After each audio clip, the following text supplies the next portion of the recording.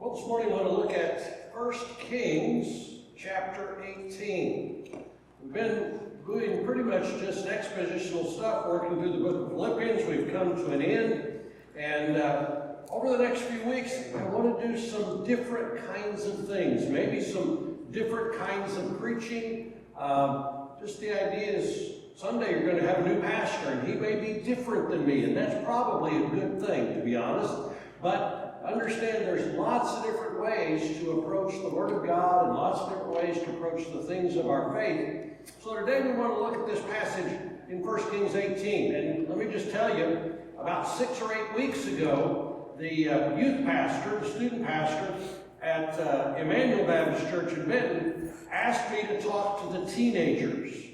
And so I had about 50 teenagers to try and keep engaged. And he assigned me this passage. Now, I've preached on this passage a lot of times, but when I began to look at it, I found some things that I'd never really seen before. And the more I thought about it, I kept thinking about here. And so I was able to keep teenagers engaged, but they don't turn their hearing aids up and down, and they don't fall asleep during church, not as much. But I want to do this, and the question, and the way I want to approach it, is I want to sort of set the tone and the picture for what is literally one of the most dramatic moments in all of Scripture. And the question of who is God is going to be settled and asked. So we're going to look, and starting in verse 17 in a minute, but I want to just sort of try and paint the picture. I don't know if I'm able to really paint the drama that is part of this passage. As far as the time, it's about 853, maybe 854 BC. For the time in the land of Israel, David's time is about 1000 BC. He's reigned. The time of Solomon has come to an end. And we are now in a time when the nation of Israel is in two sections. In the south, there is Judah, and there is a king in Judah. This story happens in the north.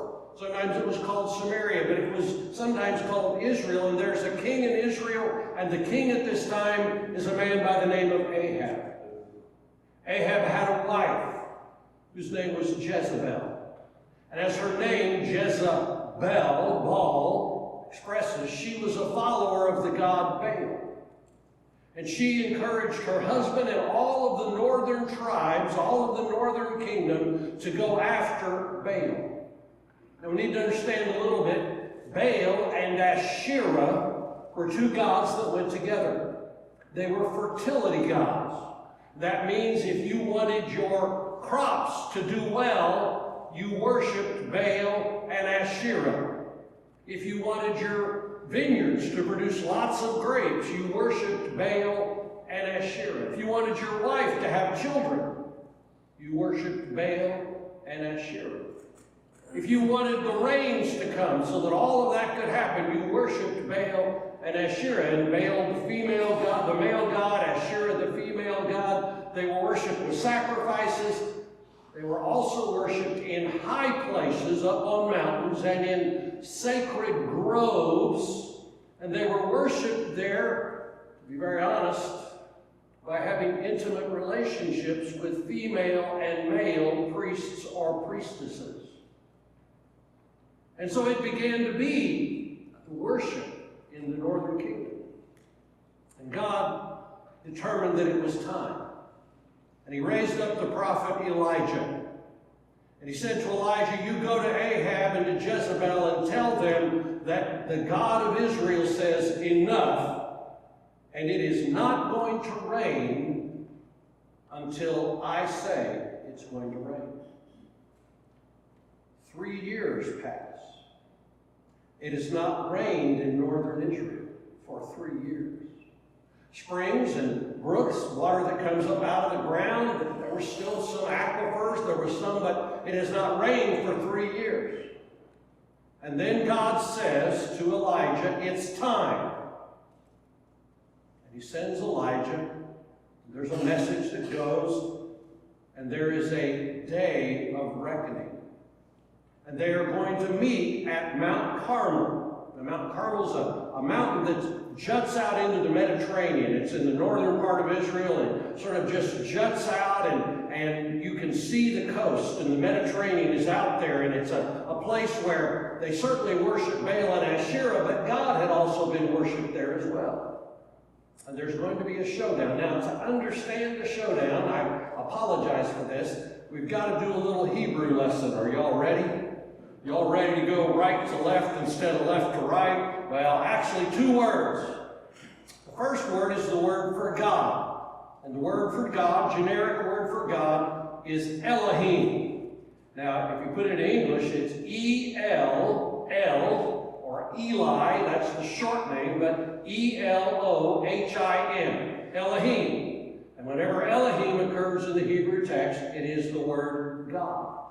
And if you have E-L, that almost always acknowledges that in the name there's a reference to God. Israel means God prevails.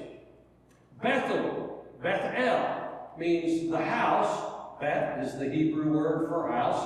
Beth-El, house of God. Samuel, anyone's name. Elijah and Elisha. The very first part of their name is the name for God. And so anytime you see E-L, that has something to do with God. So Elohim. The second is the name for God. You've probably heard it, Yahweh. And in English, it's Y-A-H-W-E-H. Yahweh. That's the name of God. And it comes from Moses asking God at the burning bush, who shall I sell the people of Israel? People, who are you? And God said, I am that I am. Now that's 5 words in English. It's 4 words in Hebrew. And the first one begins with a Y. And the second one begins with an H. The third one begins with a W. The fourth one begins with an H. Y-H-W-H. And in Hebrew, there are 22 consonants, no vowels. The vowels are all just implied. But that became Yahweh. That's where that came from. And throughout all of the Old Testament, in almost every version that I have ever seen, when it is the word Yahweh, it is translated capital L, capital O, capital R, capital D. So whenever you see Lord in 4 capitals, that is the Hebrew word Yahweh.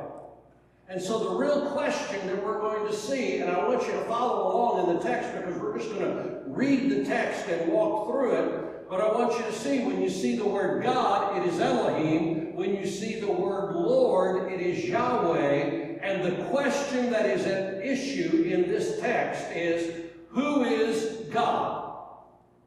Is God Elohim Yahweh, or is God Baal?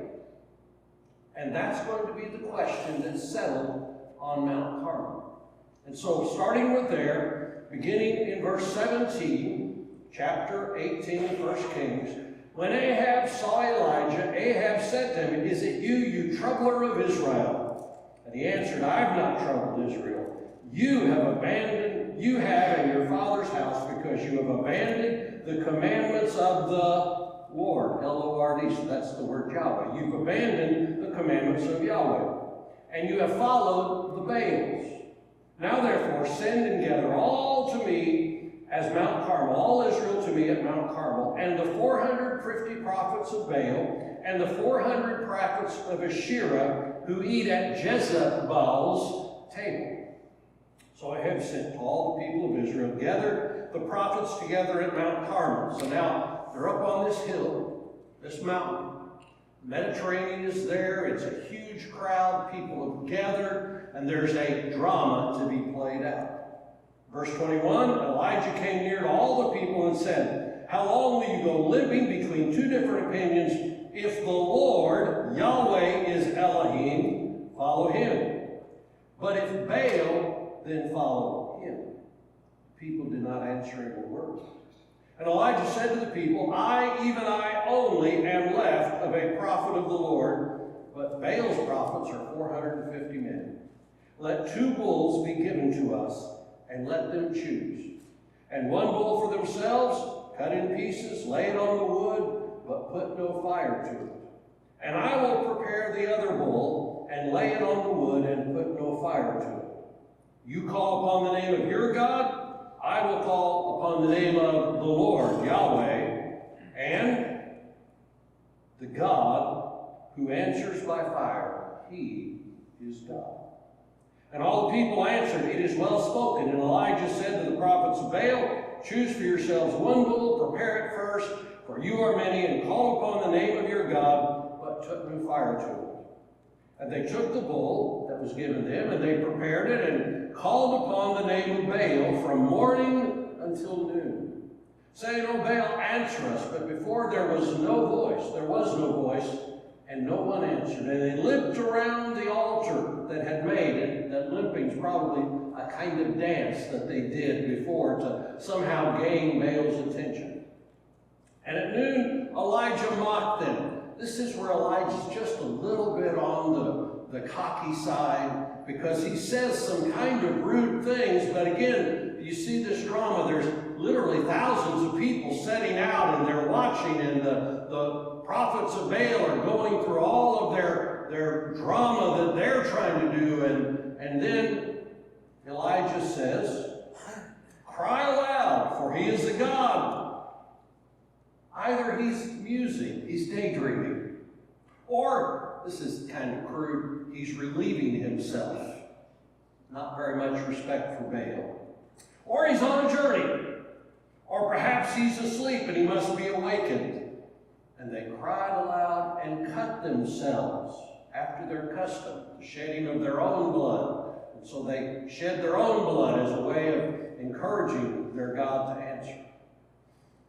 In verse 29, as midday passed, they raved on until the time of the offering of the oblation, and there was no voice, no one answered, no one paid attention. The time now is almost sunset. It's the time of the oblation, the offering of the oblation. That was an offering that was always done as sun was beginning to set.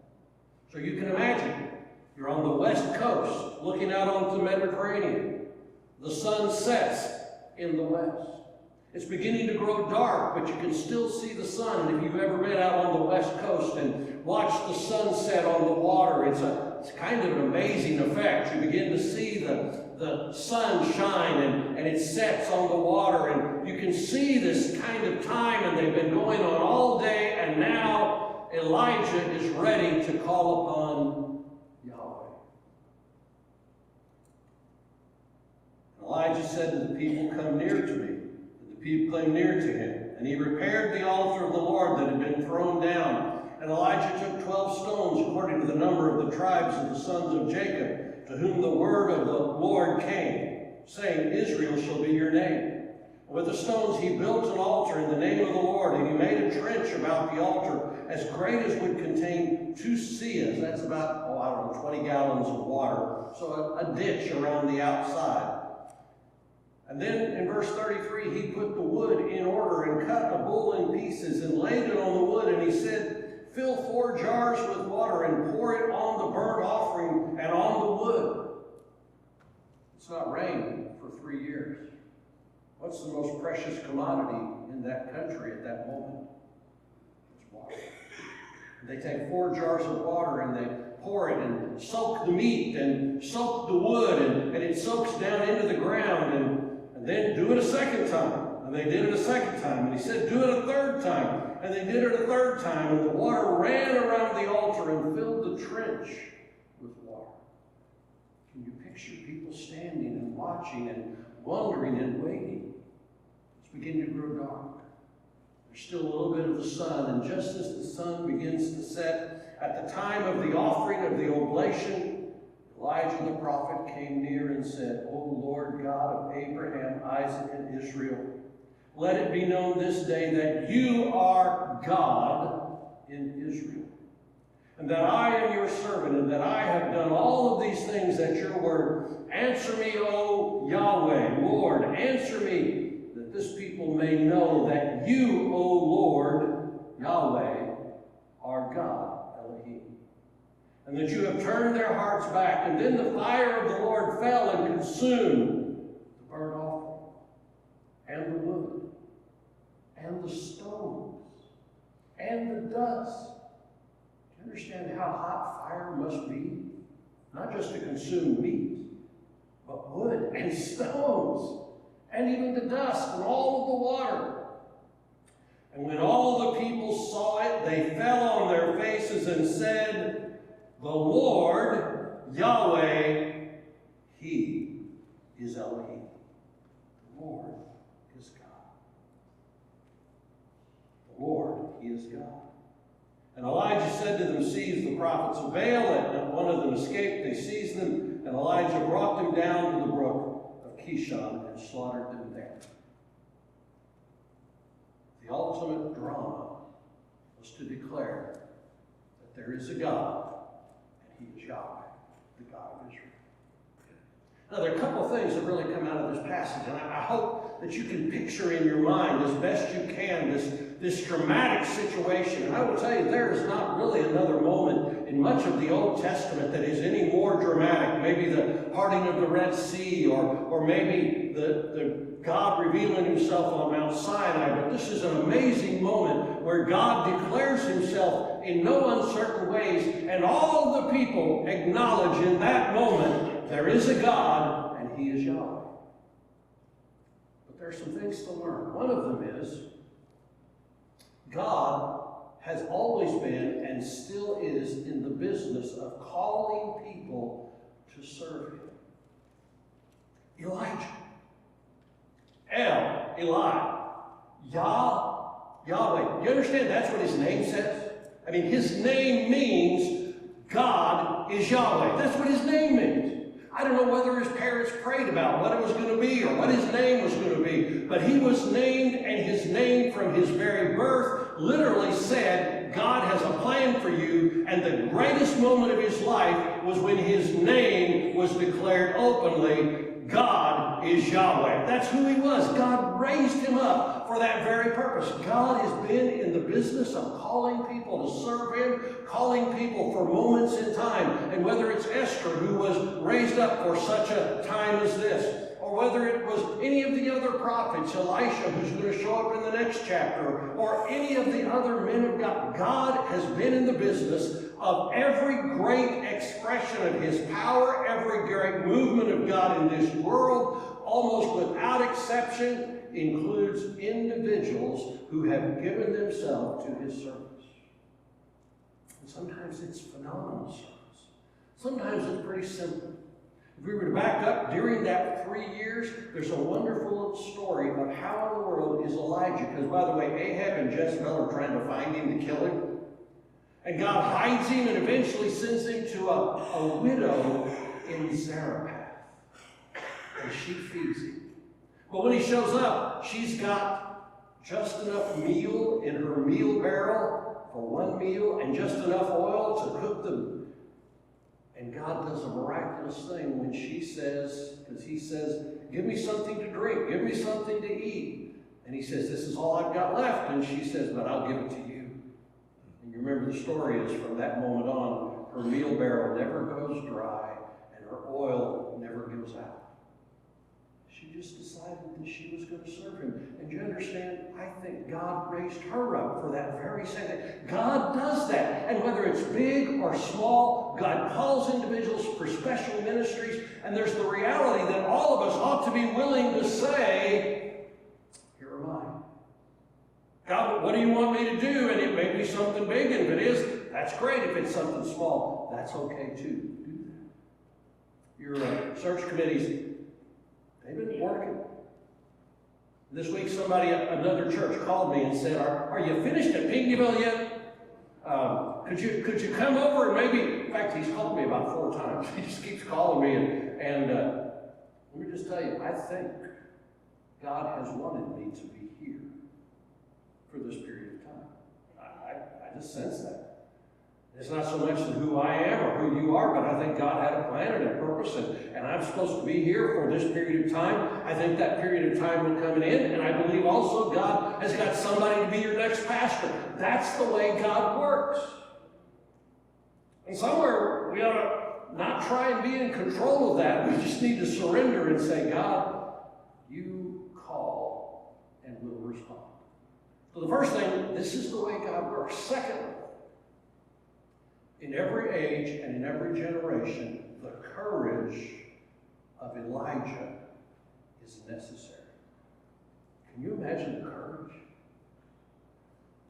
950 other prophets and prophetesses, priests and priestesses. They're there, and he's the only one. A king and a queen who have been seeking his death for all of those years, and for him to show up in that moment involves a phenomenal amount of courage.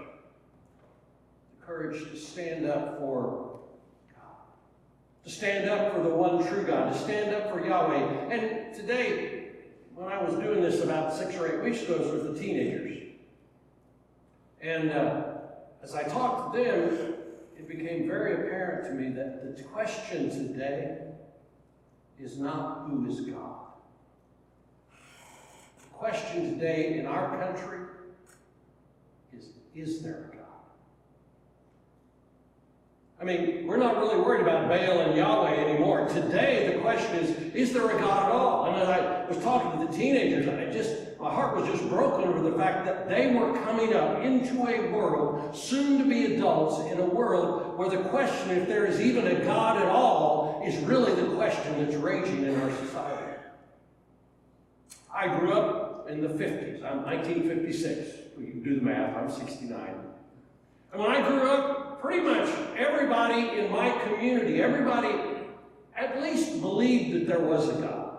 I mean, they didn't all go to church. They certainly didn't believe in Jesus necessarily. They never made commitments to Christ. But pretty much every round of the world believed. I mean, we were just shocked when somebody named Madeline Murray O'Hare came out and said she was an atheist. I mean, there just weren't very many. Let me just tell you, that is not the same today. With every year that passes, there are more and more percentages of people in our country who not only don't believe that there is a God, but also go so far as to say that if you believe there's a God, you're probably stupid. There's probably something wrong with you. You're probably defective in your mind to believe that there is a God. And I was thinking about those teenagers, and just to say to them, you realize that you're probably, if you go to college, you're going to find professors, you're going to find teachers there who really, not again, don't believe that there's a God, but believe there's something wrong with you if you do. And if you don't go to college, you'll probably go out into a job or into a workplace. And if you do that, and you're determined to stand for God by faith in God, are going to be in the same position where people will look at you with derision, and literally that is becoming more and more the case. Stand up and say, I believe that there is a God.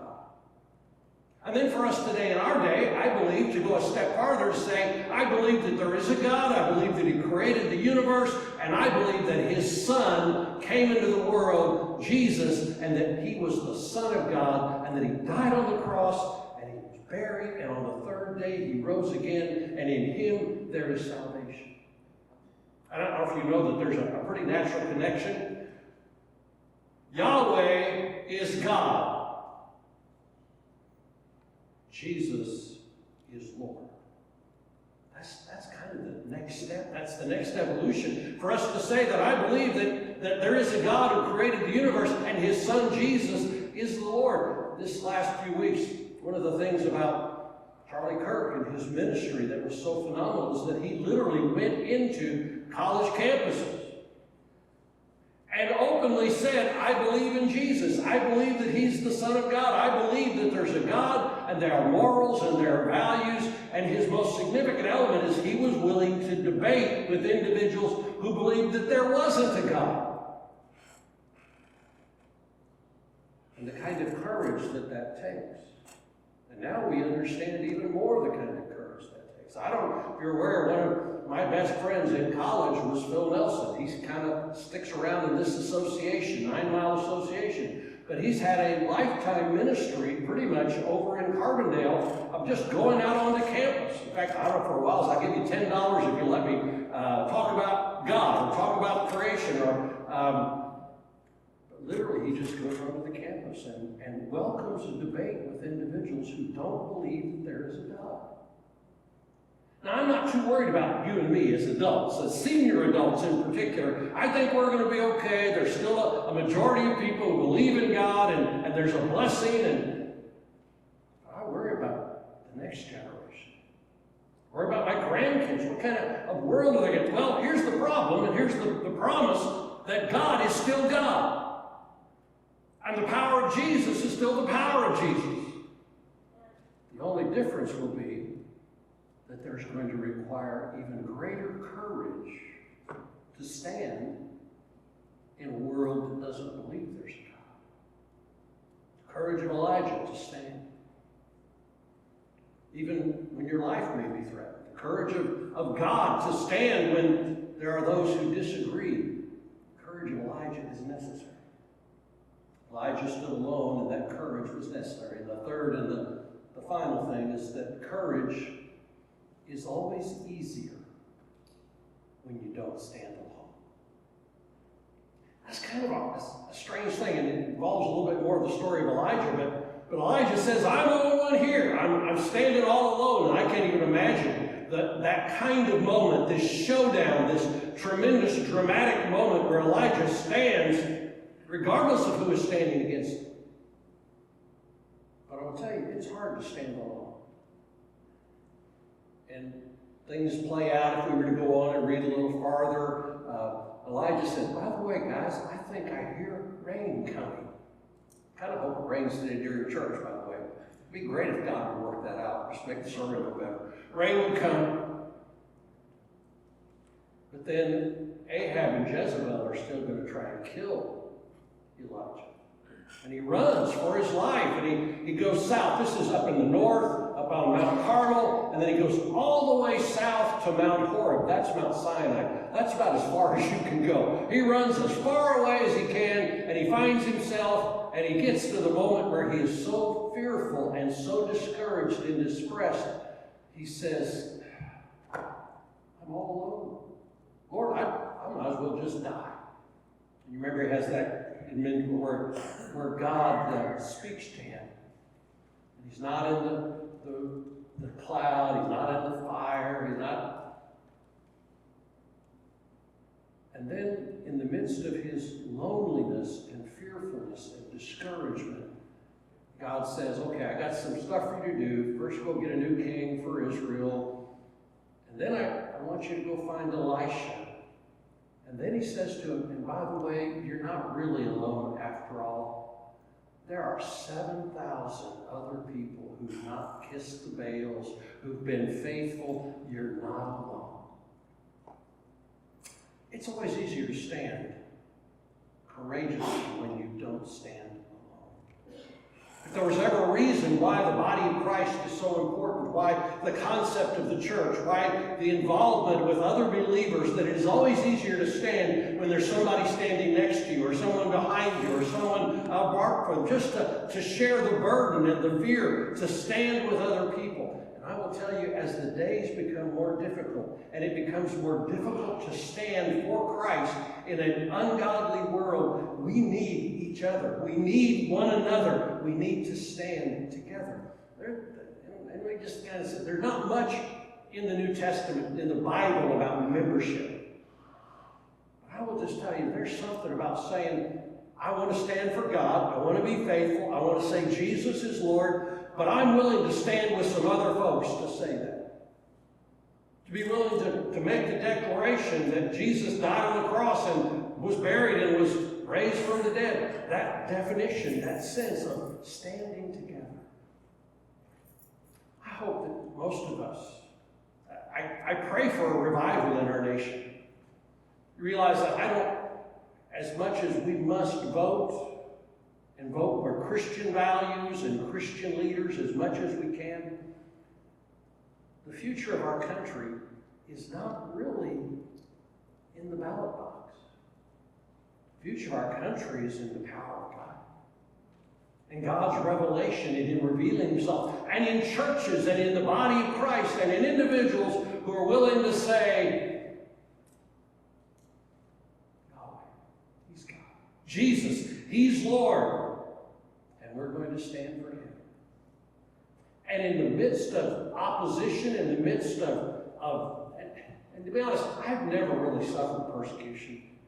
I mean, I've knocked on a few doors to invite people to church or talk about Jesus, and I've had a few doors slammed in my face. That's not really persecution.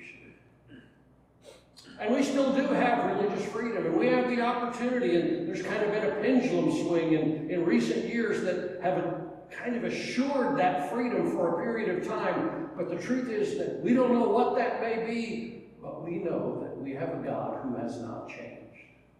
From 853 BC to 2025, how many ever years that is, God is still God. He's still in control. And for men and women who will stand firmly and declare to be his followers, he is still here.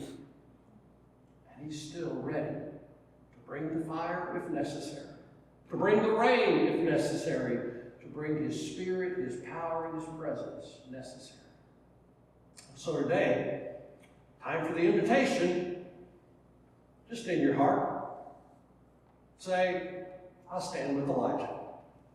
I'm willing to stand with other people. I'm willing to stand with folks, First Baptist Church, Painterville. I'm willing to stand with the folks in the pew in front of me and the pew behind me and the people next to me. And I'm not going to try and do this on my own. I'm not going to face cancer. I'm not going to face financial issues. I'm not going to face I'm not going to try and face tomorrow or any other day without knowing the God I believe in, the God I serve, and the people I stand with.